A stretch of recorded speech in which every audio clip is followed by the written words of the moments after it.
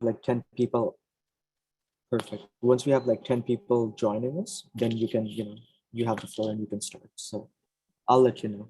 But we do have people streaming in now. Let's see. Yep, people are coming in.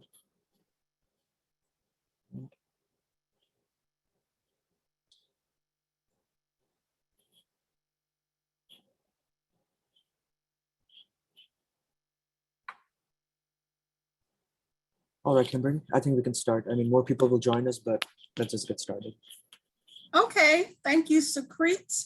Welcome everyone. My name is Kimberly Armstrong. I am the Maryland Program Director for Solar United Neighbors. So I want to thank you all for joining us this evening for our Solar One-on-One Maryland and EV Charging Co-op informational session. So I really want to take the time to really thank and appreciate everyone who is joining us this evening, taking some time out of your busy day and evening to join us for this presentation. Secrete, who is going to be I like to call him my wingman. So he's going to be handling the back end and the chats. And also, I just want to, let you all know too, I've been having some audio issues. So if you at some point can't hear me, put it in the chat and Secrete will let me know. I need to move my laptop or speak up a little bit louder. Okay, because I have been having some challenges with my audio. So let's get started. So Solar United Neighbors is a nonprofit. And these are just some housekeeping things. Join by audio, submit your questions in the chat, and this webinar is being recorded. These are some of our partners that we partner with. You can see their logos. We have several different co-ops going on at this time too. One is called the Capital Area Co-op, which includes Montgomery County, Baltimore County, some parts of Baltimore City, and Frederick, a host of other different counties. And the other co-op is the Eastern Shore and Anne Arundel County. So some parts of Chestertown have been a part of the co-op a couple of years ago when I was asked to do another co-op for Chestertown and the Eastern Shore. We are a vendor neutral 501c3 nonprofit. We help people go solar, join together and fight for their energy rights. We are a national organization and we are in about 12 states and we've helped over 5,000 families to go solar. Solar United Neighbors was started by Anya. This is a picture of Anya, her husband, her son, and one of his friends. They took 50 homes to go solar in 2007. And since then, we've been helping not just the organizations that are in the 12 states, but across all 50 states. Our theory of change is to go solar, support new and existing systems, join together with resources. We did a solar tour and happy hours. We love our happy hours. We're actually having a happy hour at Black Ankle Vineyards. This is going to be in Frederick, Maryland on August the 12th. If you want to just go to our website, you can look at that for more information for the time and location. And the fight for your energy rights, net metering, homeowners associations, and represent solar owners. We also work a lot around making sure that solar is equitable for everyone. We want everyone to have the opportunity to participate in going solar. So here are some of the things that we're going to go over this evening. Number one is solar technology, the economics around solar, and how you can become a part of our solar co-op. Solar photovoltaics, you will hear sometimes short-term called solar PV, convert your solar energy to electricity. And this is just a sample of what the solar panels are made of. And a group of solar panels together is called a solar array. This is just a photo and a picture of how the solar panels are installed on your roof by using what they call a racking system. This is a system that is designed to be on a flat roof. The other previous picture was on a pitch roof. And this is an example of a ground mount. Sometimes when you see those big old fields that have solar on them, they could either be used for community solar, which I'll talk about later, or it can be for a private residence if you have enough space. So the system components, you will hear a lot of times if either you're not familiar, if you choose to go solar, the contractor may talk about inverters. So there's 3 different types of inverters. You have this, whoops, what happened? Back. Sorry about that. You have the string inverters, which mostly used for ground mounts and commercial. Then you have a string inverter and a DC optimizer. And then you have the micro inverter. The micro inverter is really the most commonly used for residential solar. And the micro inverter is directly attached to the actual solar panel. So you may be wondering, how does my solar connect to my electrical panels? It's a simple connection in your panel. Most home electric systems don't need upgrades before solar. However, if you live in an older home that may not have enough space, you may have to upgrade your solar panels in order for the system to actually work, and so that it won't be overloaded. And with the installer, what they will usually do is look at your have an electrician look at your solar panels. I mean, not your solar panels, your electrical panel, to make sure that you may or may not need any upgrades. So as I stated earlier, panels that are connected together is what you call a solar array. And you'll hear some of these terms, kilowatts or KW, which is what the system is measured in kilowatts. Then you have kilowatt hours, electricity, which does the electricity production in kilowatt hours. The way I like for people to think about this is that when you go to a store and you buy a light bulb, you'll see they have watts on it. However, it's not producing any kind of electricity until you actually put the light in your lamp or wherever it's going, it's producing kilowatt hours. The average system size is anywhere between 4 to 9 kilowatts, and it's based on site and goals, meaning that it depends on your budget, how much you want to spend. Are you covering 100%? And I'll give you a perfect example. I have solar on my home. I have a row home, and I have a 4 kilowatt system. And I don't have enough roof space to offset my electricity for 100%. However, it is giving me some offset. This is just a diagram of what it would look like if you had solar, how solar works when you see the panels on your roof.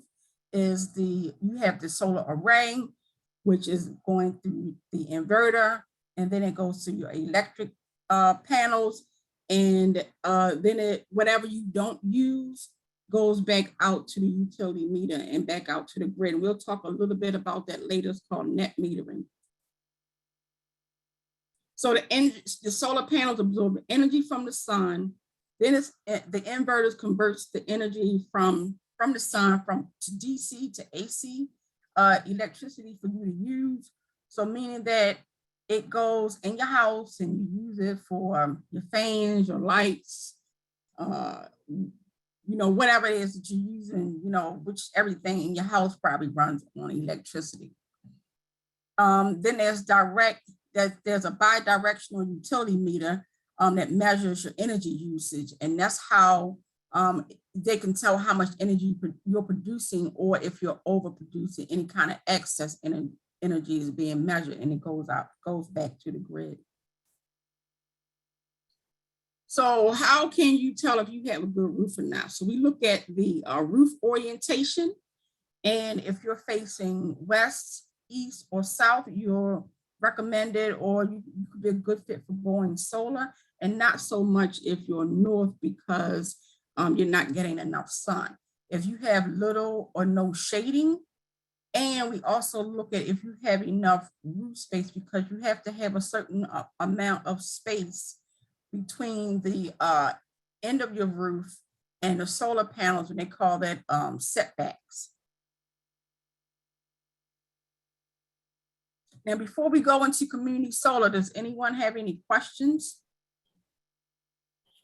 So far so good, Kimberly. I dropped a few resources around the happy hour, what makes a good roof for solar, and the links to our co-ops, but so far so good.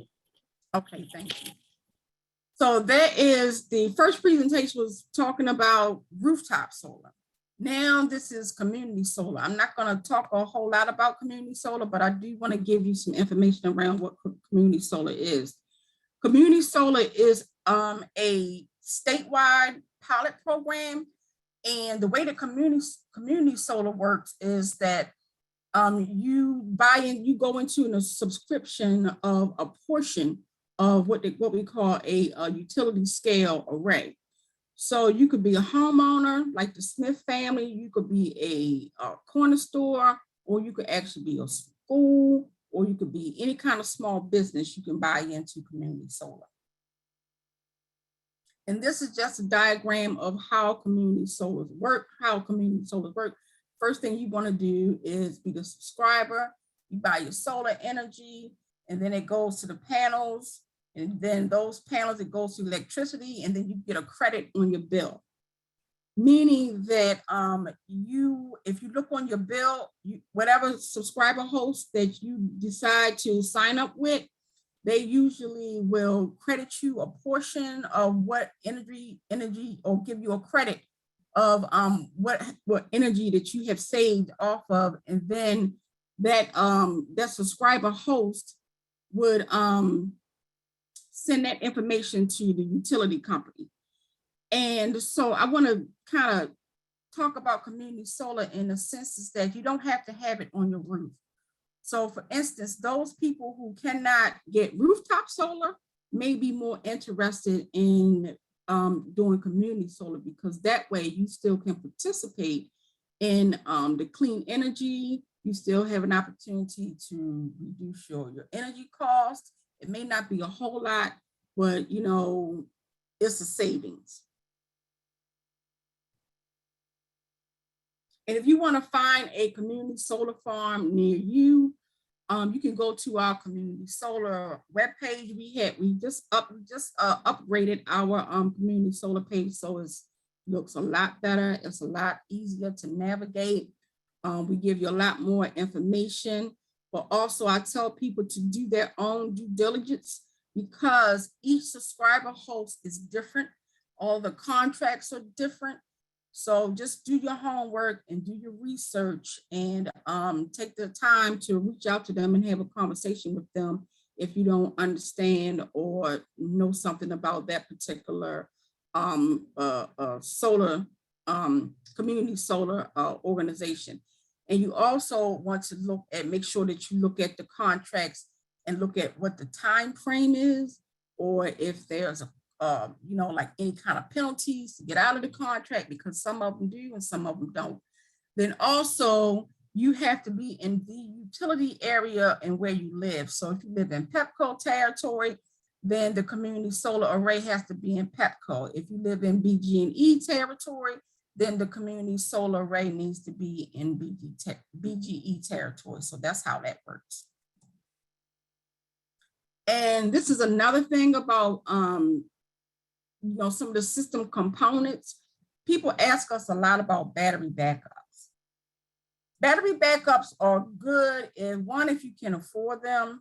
Two, if you live in an area that has a lot of power outages, or if you have what we call medical needs. So we did our regional director, Aaron Such, did a really good webinar on batteries only. So if you go on our YouTube page, you can also find that webinar where he goes a lot more in depth about batteries, how they work, and some of the costs around battery backup.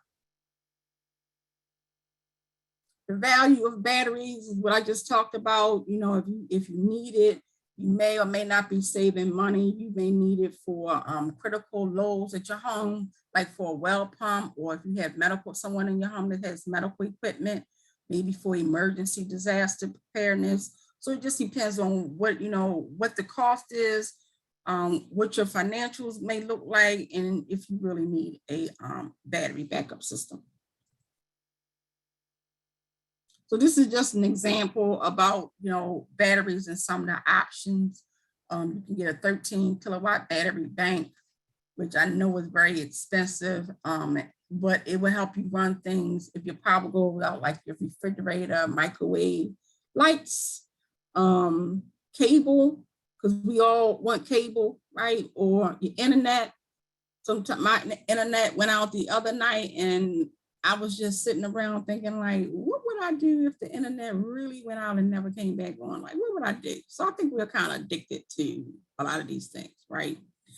So, you can just choose to put certain things on a battery backup system too. So it doesn't have to be the whole house. It can just be parts of your house. And we have another, some more information on our website around storage, and you can take your time to, go over the homeowner's guide on battery storage. Now, this co-op is also not just for solar, but it's also for EV charging. So that's why we call it the solar and EV charging. So think about if you have a EV charger installed. So look at that is like it's your own gas station or fuel station or energy station, should I say. And now with the price of gas, this might be a good thing. So a lot of people are looking at, doing EV electric cars and getting EV chargers installed. And I can just tell you the price of gas is just going bonkers. So this may be a good fit for some people. And you can even choose to either go solar or just get an EV charger if you already have solar, or you can do both. And this is just an example of what some charging units may look like. It may be a little bit higher now, but they range anywhere between $500 and $700. And then you're looking at the installation cost. This is just an average, anywhere between $500 and maybe $2,000. So it may cost, everything is going up. So these are just examples of what, you may, or an average of what you may hear a installer or, company quote you. Then you have the level 1 and the level 2. The level 1 is a 120 volt, which is much slower in speed, and you get an average anywhere between 4 to 6 miles of charge per hour. And then the level 2 is a 240 volt outlet. Charging speed is a little bit faster, and you get anywhere between 10 and 30 miles of charge, and you get a 3-year warranty.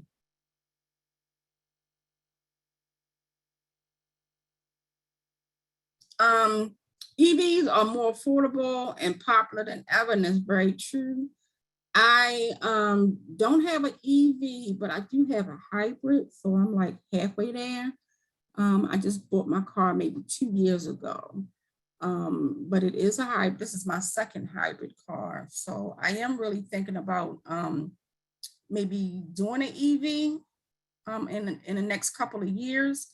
And I also know that there are some federal and state and local incentives to buy EV chargers now. So these are some of the most frequently asked questions about warranties. The warranties on your panels are usually at least 25. You have some companies that offer 30-year warranties. And then we have a work production, not work production, but work performance is, I believe, is 10 years on the warranties. And another thing is homeowners insurance. We get a lot of questions asking about homeowners insurance. So what I always like to inform people is to contact your homeowners insurance company and ask them about, insuring the panels and what that will look like. And then the maintenance is very little maintenance on your solar system. I mentioned that I have solar, and I can tell you right now, you will never see me on my roof cleaning my solar panels. However, there may be a little bit of maintenance. The older the panels get, sometimes you may end up needing just some maybe routine maintenance, just like you maintain a car, have somebody come out and look at it, make sure everything is running. And most systems come with a monitor, so you can monitor it, and you can always, look at it and see if something wonky is going on.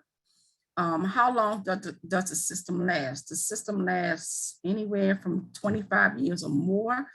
And the longer and the older the system is, you may lose some production, but not a whole lot. This is another question we get asked all the time. Will an HOA allow solar on my home? HOAs cannot not let you get solar. However, you need to have a conversation with your HOA, because they can kind of, I guess you could say, want to obstruct you from going solar because of aesthetics. Like, they don't like the way it's going to look on the roof, things of that nature. So just have a conversation with your HOA and see what it is that you need to do up front and how you can navigate some of those things. And actually, when we talk about join together and fight for your energy rights, one of the things we do is policy work. So one of the things that we are working on is to try and strengthen the HOA legislation. Also, if you live in a historic district, you can get solar if you live in a historic district.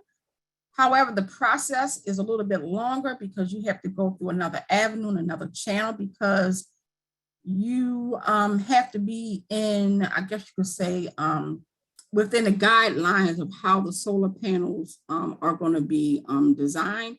And most historic districts do not want to see the panels from the street. So there's a little bit more navigation through that. And most installers know about this, so they can help guide you through that. Here's the big thing. It's talking about, solar economics. What is it going to look like? So solar has come down 73% since 2010. It's no longer a specialty or boutique project. It's excellent return on your investment. And this year there is a 26% federal tax credit. However, it's going to be going down and actually phasing out after 2024. So I'm telling people, you need to, if you're going to get solar, get it now. However, one of the things in our advocacy we are trying to work on is to have the federal tax credit be a standard credit, that it won't go away. So those are some of the things that we do on the back end outside of just developing the co-ops. The solar co-ops help reduce and installers' soft costs, so you can save money. Meaning that the reason that we do the co-ops in bulk or get people to go solar in bulk is because we want you to get a really good price. So when we get about 20 or 30 people together and we do our RFP, we basically say, hey, how can you give us a good price and a good deal if we give you, or at least if we try to help 20 or 30 people go solar all at once. So in the soft costs, it's saving them a lot of money because they didn't have to advertise to get those 20 people. We are doing all the legwork and the footwork for them. So as I stated, the federal tax credit is 26% now, next year to be 22%. And then after 2024, they want it to just go away. So this is the time when, we talk about fighting for your energy rights, that we look for people who are really passionate and, want for more people to go solar, also to continue to get these incentives, is that, we got to fight for what we want. And, going solar or just renewables and clean energy is a good thing, not just for us, but for the environment and for our children. So this is just a sample of a cash purchase. Now, a 4 to 8 kilowatt may cost you anywhere between $10,000 to $21,000.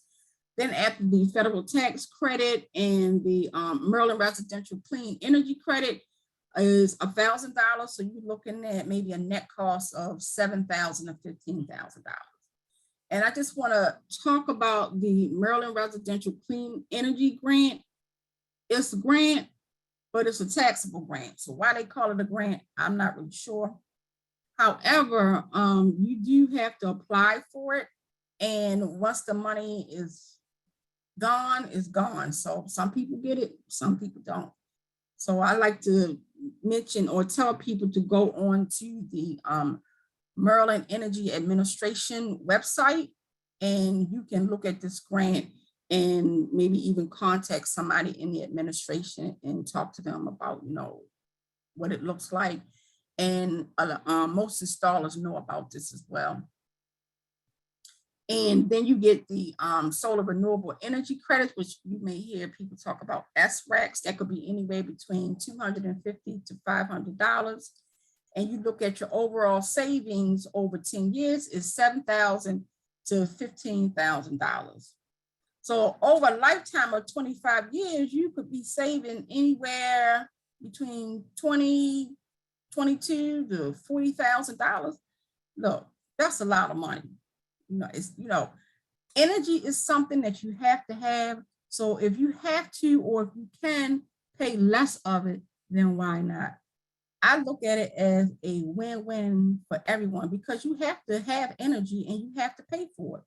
So I think, it's a win-win for everybody. So you look at your net profit could be anywhere between $14,000 and $28,000. That's a nice chunk of change. That's money that could be sitting in your retirement account, or money that you can take a really, really nice trip on, or send your children to college or something, or, take a really good vacation.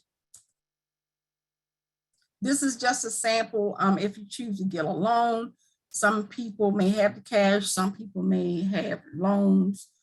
So that same kilowatt system, because of interest and things like that, may be a little bit more expensive. So just depends on, how you want to finance it. And that's a discussion that, you can have or look into, and it may be a little bit more expensive. However, you look at the over cost over years, it's still a lot less than what you would pay if you didn't have solar. As I stated earlier, you can do loans, learn more about the national and local options with Solar United Neighborhood Financing, which is on our website. And then if you live in Montgomery County, if you're a resident of Montgomery County, they have a special program that just came out this year called for low moderate income. It's called Access. It's an Access Solar Program. So if your household income is $97,500 or less, then that may be a good option for you.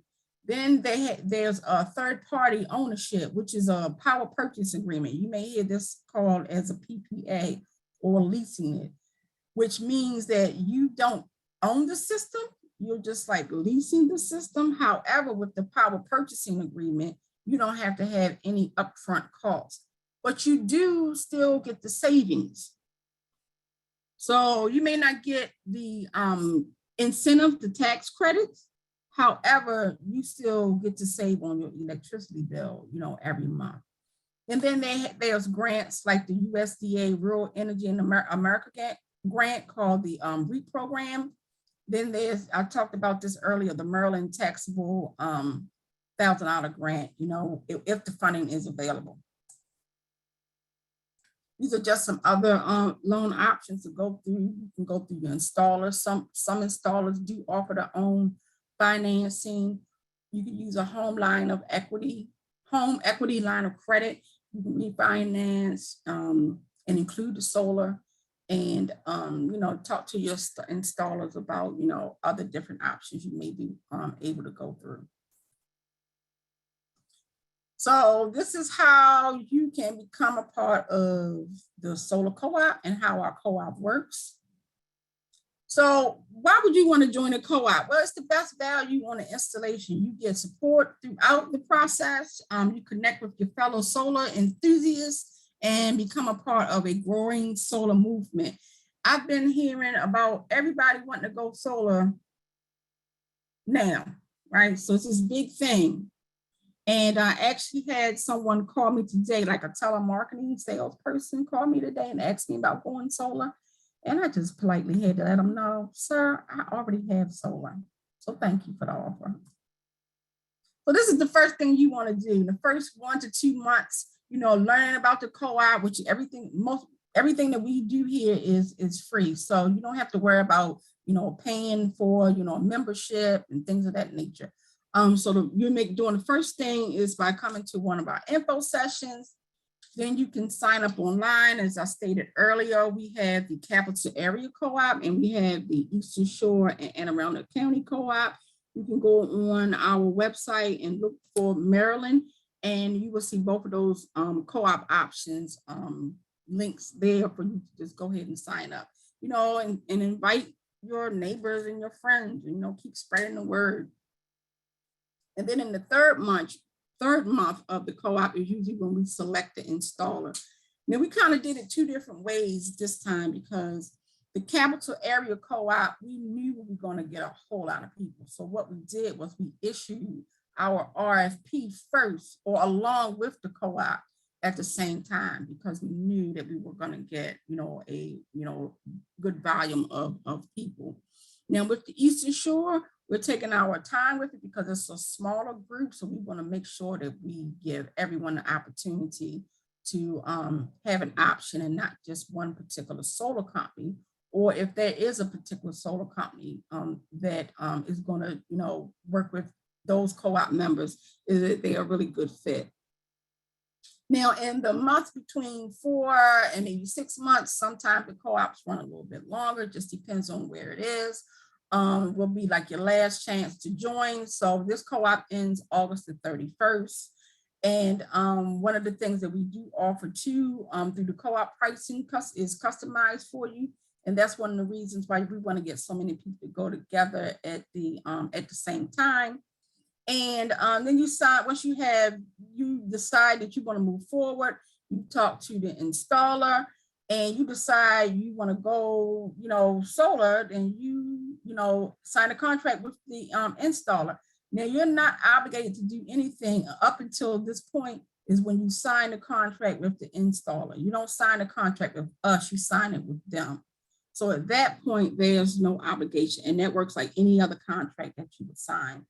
And then once you do the installation, and usually most installations, we're trying to get them installed by the end of the year, which is our goal and the installer's goal. And we stay on top of them to try and make sure that, things are going in a timely fashion, looking at the timeline.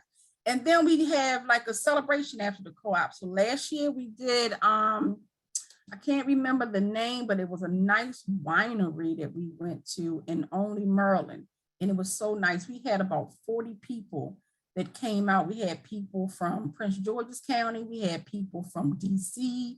We had people from Frederick. So it was really, really nice. A lot of different people came together from all, across the state in the co-op. Kimberly, was that the Lone Oak Farm Brewery? Yes. That's the one. Yes. Okay. The Lone Oak. And we had it catered. We had music. And it was really, really nice. This year, we haven't decided where we're going to have the end of the co-op yet. However, I do want you all to come out and in person to the Black Ankle happy hour event. It's going to be really, really nice. You're going to see this presentation again. And also, we're going to do a tour of the vineyard because they have solar on their vineyard. So we're also going to be doing a tour of it as well. So I think it's going to be really, really nice. And what's next? For you to join our co-op, and here are 2 QR codes, which I think is cool. We made them this year, so you can just take your phone and use the QR camera and the websites will come up automatically and you can sign up just like that. So do we have any questions? This is the end of the presentation. Indeed. It's been really active, the chat, and I tried answering everything, but could not cover everything. So here's what we're going to do. I see 4 questions right now. I'll answer them one after another. And then there were a couple of them early on, Kimberly, which I do not have the answers to, and I'll defer them to you. But to get us Okay. started, so let's see. Ashley asked, is this session recorded? Yes, it is. It's recorded, and once it gets saved on Zoom, I will be sending it out to everyone who attended the event sometime at around noon tomorrow. So you're not missing anything. Second, let's see. Federal tax incentives are 26% during 2022. Okay, so if you get the system installed by the end of this year, you are guaranteed that 26%. If it's installed sometime in next year, then you qualify for 22% next year. For this co-op, SES is guaranteeing an end of year installation if you sign your contract by the end of July. I'm sure they can make some concession maybe till the first week of August, but it's really tight.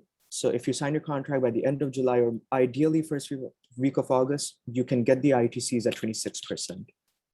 Let's see. Let me just follow up on that too. Is that we are really trying to, have people to sign their contracts as soon as possible, because we have 100 and almost 60 people, members in the Capital Area Co-op, and we have maybe about 20 already signed contracts, Supreet. I believe we have 31 people signed up. 31 people who have already signed contracts. And I believe it's like 20 more in the pipeline that are like sitting on a contract. So you're looking at like 50 people who are moving forward to go solar, which is a lot, right? And then I want people to also keep in mind is that we've been having some supply chain issues, right? Yes. So just, I'm just giving people some things to think about. And the supply chain issue is across the board. So it's not just solar, but it's the whole construction industry, hardware stores, all kinds of stuff is going on right now. So if you want to go solar, we just try to encourage you to, sign your contract as soon as possible. So you're not, you don't miss out. That's all. I just want to throw that in there. No, thank you, Kimberly. That's really helpful. And let's see, a couple more questions. So the time frame for installation in this co-op, the last time we spoke to SES, Kimberly, I believe it was 140 days, around 140 days. 120 days. 120. Okay. So the last time we spoke, I think it's around 4 months from the day you sign the contract to the day it gets, installed and it's ready to go. So it's around 4 months, which is why, they have that deadline for July 31st, but they're just being extra safe around that. Another question is, Sandra, you said you'll be out of the country during August. What are your options? Assuming you join the co-op, you speak to the installer or the installer's rep, SES's representative, just let them know that you're out of the country in August. You're going to be around later, back in the country later on in the fall. They're going to accommodate that request. And, the crew will come up and install the system when you're actually at your home. So that can all be accommodated, and this is perfect timing. Let's see. So the 2 questions which I was not able to answer. So the first one is, Sandra says her State Farm agent told her that the homeowner's insurance will not cover PPAs, lease, or loans of a solar system. So what's the alternative there? And I was thinking, can we connect her to Cindy or Access Solar in that case? Will they cover PPAs and this stuff, or is that a That's a good question. That's a good question. Cindy, can you shoot us not Cindy, who's Sandra. that? Sandra. Can you shoot us an email and we can see how, that's a good question. Yeah. So send us an email so we can follow up on it. I did drop the email in the chat. I'll drop it again before we sign off, but Sandra, send us an email at mdteam@Solar United Neighbors and we'll get back to you sometime tomorrow, because that's a great question. There was one more question that I could not answer. Let's see. Carports. Just want to make sure on this. Do you know if SES is covering carport installations in this co-op? Because I did not see any details around that. I'm quite sure. Well, they do ground mounts, so I'm quite sure they may do carports too. Okay. Yeah, and carports is a flat carport. I'm assuming it's a flat carport, so Yeah, so I basically was, to cover her driveway. That's what it's for. So I'm guessing okay. it's flat. Yeah.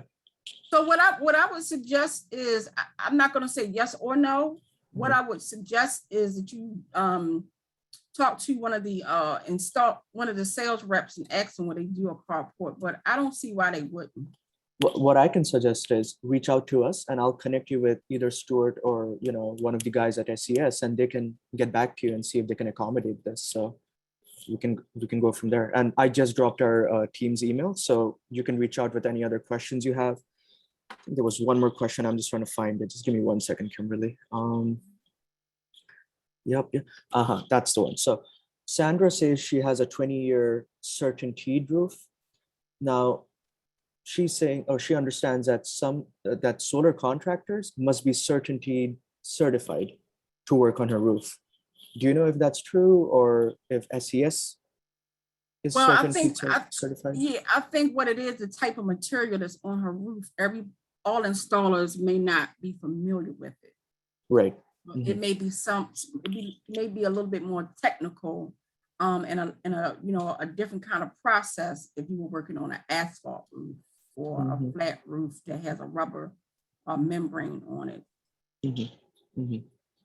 Well, I mean, the best way to confirm this is it should just come from SES's mouth. So I'm not going to vouch for anything here. So, we can just reach out to them about this.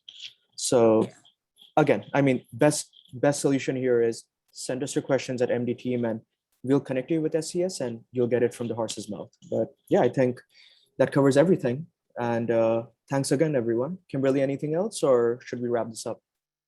Yeah, I mean, if there are no more questions, then We are good to go. Yeah, no more questions. so once again, I want to thank everyone for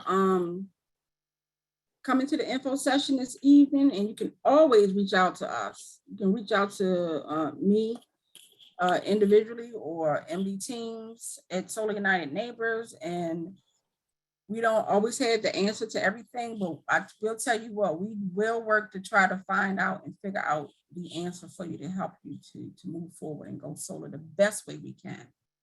So I want to thank you all once again, and you all have a good rest of your evening. And we are even leaving a couple minutes earlier. So that's a couple minutes earlier that you can get back to your family or go outside and take a walk, which is what I'm going to get ready to do, is take a walk and go out in my backyard and plant my flowers.